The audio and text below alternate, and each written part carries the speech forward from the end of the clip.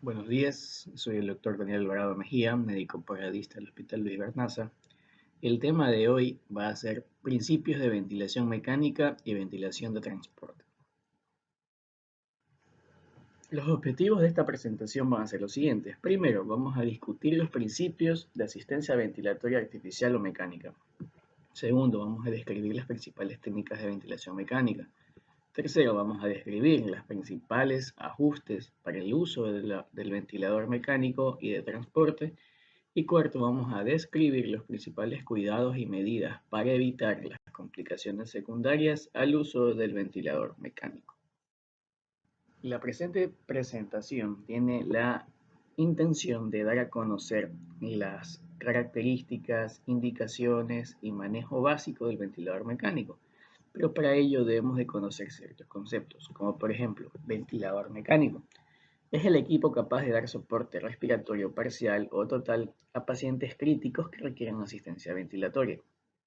La ventilación mecánica, en cambio, es la estrategia de soporte ventilatorio administrado por un ventilador mecánico. El soporte puede ser de dos tipos, invasivo o no invasivo. En cuanto a la ventilación mecánica invasiva, es el soporte ventilatorio administrado con invasión de la vía aérea a través de un tubo endotraqueal. Este puede ser oral, nasal o de manera quirúrgica como la traqueostomía. La ventilación mecánica no invasiva es el soporte ventilatorio administrado sin invasión de la vía aérea. El volumen minuto es la cantidad de aire intercambiado en los pulmones durante un minuto. Este dependerá del volumen corriente y de la frecuencia respiratoria. El volumen corriente o tidal es, en cambio, el volumen de aire que se introduce en los pulmones en una respiración normal. Fracción inspiratoria de oxígeno o FiO2 corresponde a la fracción de oxígeno en una mezcla de gases al aire ambiente va a equivaler al 0.21%. La presión positiva al final de la expiración, o denominada PIP, es la presión positiva al final de la expiración del paciente para evitar el cierre de las unidades alveolares. Ventilación pulmonar es la función básica del intercambio gaseoso del sistema respiratorio. Este incluye la oxigenación de la sangre y la eliminación del dióxido de carbono, y la frecuencia respiratoria, que es el número de respiraciones realizadas en un minuto. Ventilación mecánica. Bueno, la ventilación mecánica consiste en dar el soporte ventilatorio de manera artificial administrado a pacientes que tengan algún tipo de falla respiratoria aguda que se encuentren en una condición de urgencia o un estado bastante grave. ¿En qué pacientes debemos utilizar este tipo de ventilación mecánica? Bueno, básicamente los que cumplen estas características. La primera, alteración de la oxigenación o en su defecto que se encuentre en un estado de hipoxemia refractaria. ¿En qué tipo de pacientes podemos encontrar esta característica? Por ejemplo, en los que tengan algún tipo de síndrome de estrés respiratorio, que se encuentren en edema agudo de pulmón, que tengan neumonías graves o alguna complicación secundaria a su enfermedad de base, como por ejemplo algún tipo de hemorragia alveolar o algún otro tipo de trastornos, ¿no? Pacientes que tengan alteración de la ventilación o pacientes que tengan una alteración de la bomba respiratoria. ¿Estos en qué pacientes podemos encontrar? En aquellos que se encuentran en un estado de apnea o algún tipo de parada respiratoria o en su defecto parada cardiorrespiratoria, que se encuentren en un coma secundaria, ya sea intoxicaciones o tóxicos metabólicas, o en su defecto que sea secundario a algún trauma craneoencefálico severo, ¿no? O que esté en algún estado de estatus epiléptico. Que tenga también algún tipo de alteración de la conducción nerviosa, como por ejemplo en los traumas raquimedular, principalmente a nivel alto, que pueden llegar a shock cardiogénico, ¿no? O algún tipo de enfermedad neuromuscular, como las polineuropatías, como en el síndrome de Guillain-Barré. O en algún otro tipo de trauma, ¿no? Como el trauma de tórax, trauma cerrado o abierto de tórax, ¿no? En pacientes que tengan crisis asmáticas o estén en algún tipo de broncoespasmo severo. En cuanto también debemos utilizar la ventilación mecánica en pacientes que tengan la necesidad de sedación profunda o el uso de algún tipo de parálisis para relajación y la necesidad de disminuir el consumo sistémico de oxígeno.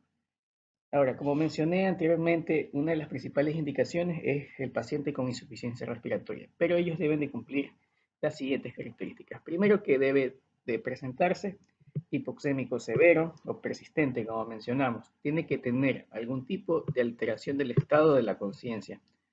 Debe tener un aumento del trabajo respiratorio. Esto se refiere a que el paciente ya debe tener uso de musculatura accesoria, aumento de la frecuencia respiratoria, ¿no? Y debe tener activación del sistema de defensas y de estrés, que esto se traduce básicamente que el paciente se encuentre taquicárdico, diaforético, hipertenso o hipotenso. Sistema de ventilación mecánica, ventilador y componentes. Bueno, el sistema de ventilación mecánica está constituido básicamente por tres elementos. El primero es la fuente de gas, que corresponde a esto de acá. El segundo, el dispositivo de ventilador o de ventilación mecánica o el ventilador, que es el aparato o la máquina. Y tercero es el interfaz con el paciente, que son por lo general los tubos corrugados. Ahora, en cuanto al ventilador mecánico, tiene en general también 5 componentes, que son el puerto de entrada de los gases, el mecanismo interno de gestión de gases, el dispositivo de programación, el dispositivo de monitoreo y el puerto de salida de gases. Para el correcto uso de la ventilación mecánica, todos los componentes deben de funcionar de manera correcta. Bueno, ya conociendo las indicaciones de la ventilación mecánica y las partes del ventilador, vamos a ver ahora los tipos de ventilación artificial. Hay varios tipos de modos ventilatorios o tipos de ciclado. En muchos de ellos se pueden aplicar el ventilador mecánico, los cuales van a tener su indicación de uso. Pero previo a seleccionarlo, hay que valorar la necesidad de suplir de manera total o parcial la ventilación.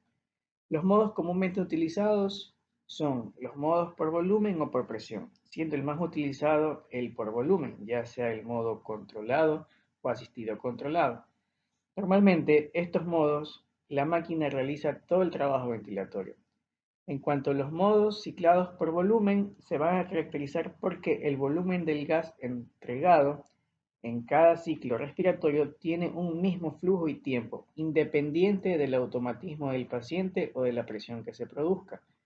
Mientras que los modos ciclados por tiempo, no, estos de aquí se van a caracterizar porque no se utiliza un volumen de gas establecido, ya que varía según la demanda del paciente. Aparte, cambian de ciclo al completar un tiempo predeterminado por el personal de salud, como por ejemplo la ventilación controlada por presión. Los modos de ciclados por flujo. Estos cambian de ciclo al detectar un cambio en el porcentaje del flujo respiratorio del paciente. Por tanto, requieren una actividad respiratoria espontánea del paciente. Estos modos espontáneos, el volumen se va a controlar por presión.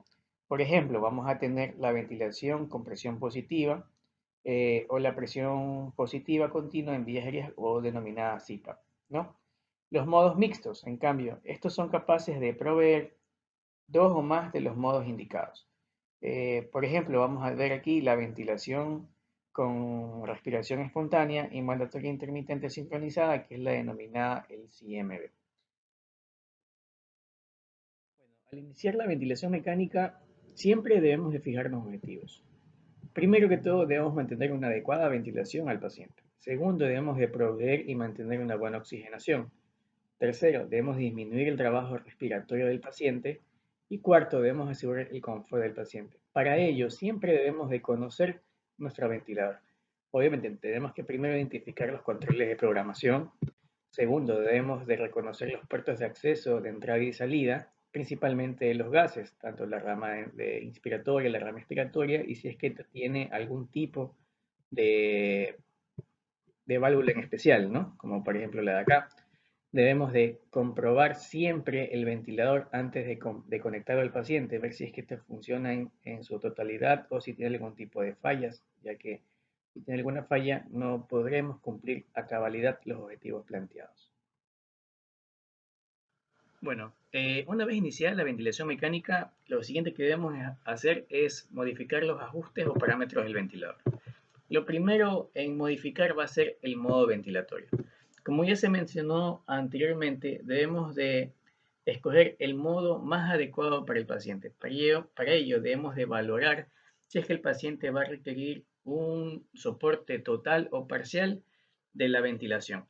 No, si el paciente necesita un soporte total, los modos más opcionados a escoger es el asistido controlado, ya sea por volumen o por presión, ¿no?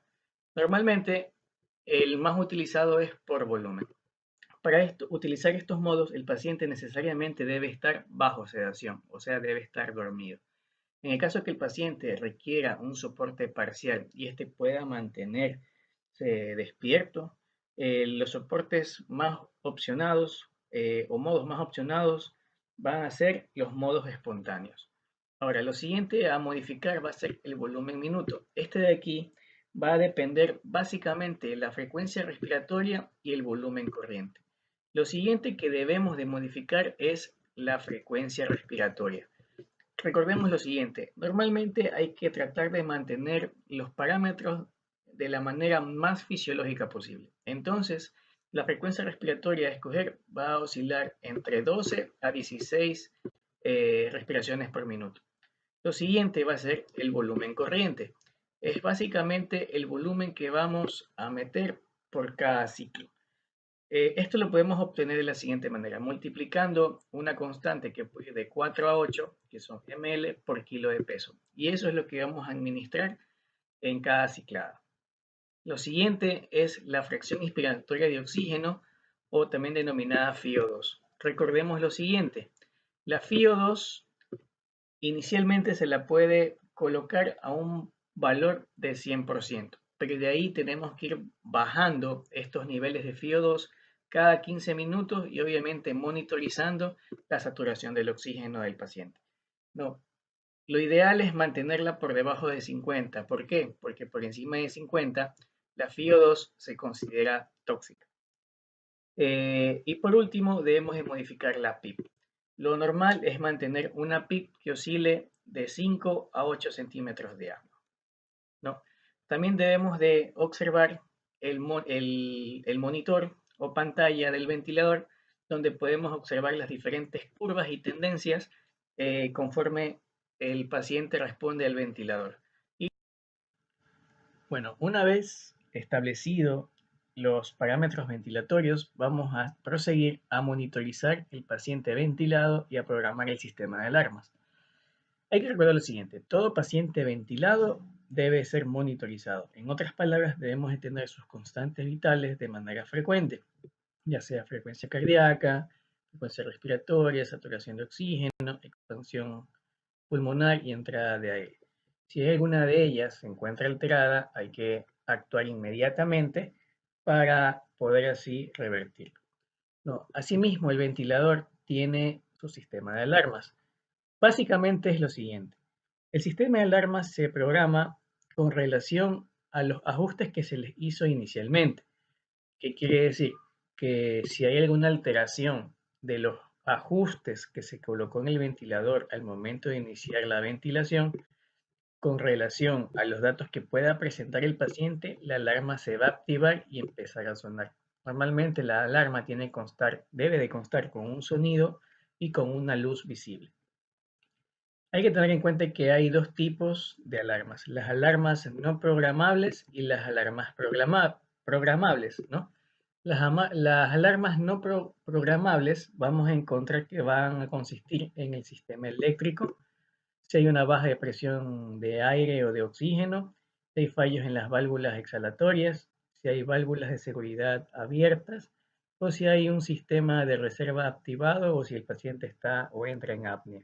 Mientras que las programables son las que se modifican con relación al inicio de la ventilación, lo que se mencionó anteriormente, ¿no? Si, por ejemplo, si hay una alta o una baja presión en la viaria, que por lo general es una de las más frecuentes, normalmente en esta parte debemos de verificar los ajustes del volumen o presión.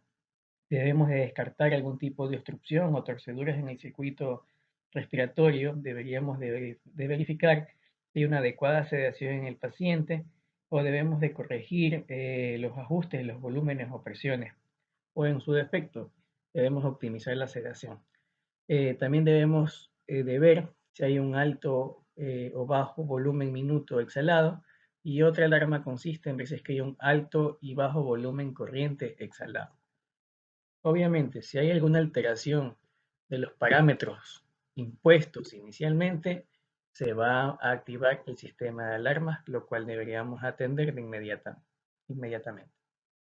Bueno, una vez el paciente ventilado y habiéndose programado los ajustes del ventilador con los distintos sistemas de alarmas y a la vez monitorizado el paciente, podemos llegar a la parte del transporte hacia alguna unidad médica especializada. Aquí, para evitar alguna complicación durante el traslado, se puede tener en cuenta tres etapas del proceso de traslado: la etapa de pretransporte, la etapa de transporte y la etapa de posttransporte. La etapa de pretransporte: es importante conocer el sitio que se tiene como destino, el tiempo estimado para llegar y la preparación del material como el laringoscopio, las baterías del ventilador, el oxígeno, etc. Y así podemos prevenir alguna complicación posterior.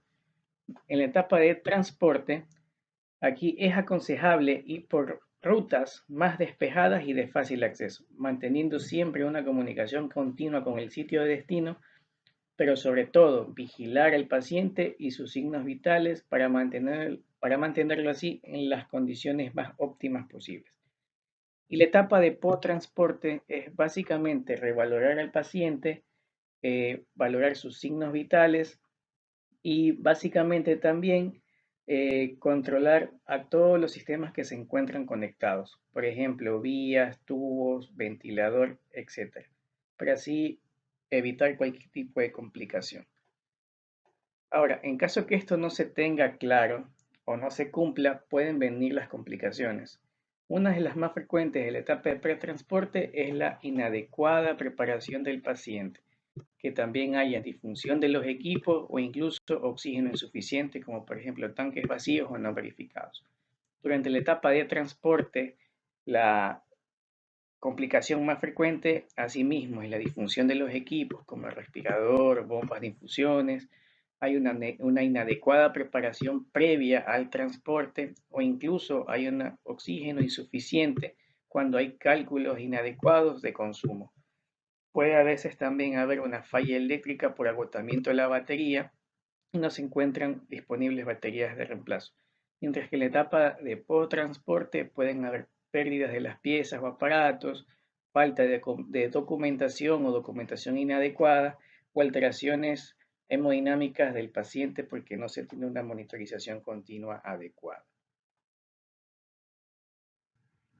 Bueno, en conclusión, para terminar debemos de recordar lo siguiente. Hay dos tipos de ventilación mecánica, la invasiva y la no invasiva, ¿no? La ventilación mecánica invasiva va a necesitar un dispositivo definitivo de vía aérea. Como ya se mencionó con anterioridad, el más utilizado es el tubo endotraqueal. En casos excepcionales y de emergencia, la cual tiene sus indicaciones, podría realizarse también la traqueostomía, pero esto solo debe ser realizado por personal médico o personal de salud autorizado y capacitado. No, mientras que la no invasiva va a necesitar una mascarilla oronasal o facial, que es la denominada ventilación mecánica no invasiva o VNI. No, bueno, tercero, eh, la ventilación mecánica puede ser total o parcial, ¿no? La ventilación mecánica total, el paciente por lo general debe de requerir de sedación. Obviamente esto también solo debe ser manejado por el personal médico autorizado y capacitado. Y los modos para dar soporte ventilatorio total, que los más utilizados va a ser el volumen control y la presión control. También existe una ventilación mecánica que da un soporte parcial, el cual uno de los modos más utilizados es la presión soporte, el BiPAP, ¿no? Y el CMB.